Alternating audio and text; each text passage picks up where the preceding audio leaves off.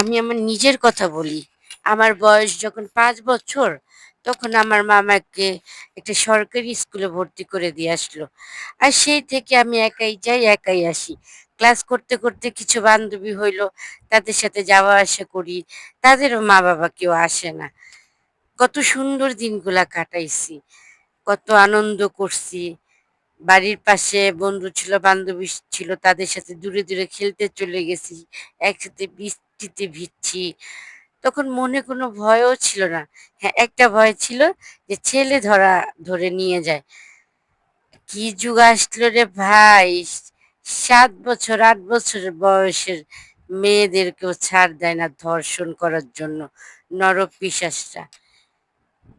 ভাবলাম যে এই যুগে জন্ম নিইনি, ভাগ্যটা ভালো। যদি এই যুগে জন্ম নিতাম তাহলে মনে হয় আমিও কারো না কারো দ্বারা ধর্ষণ হতে পারতাম।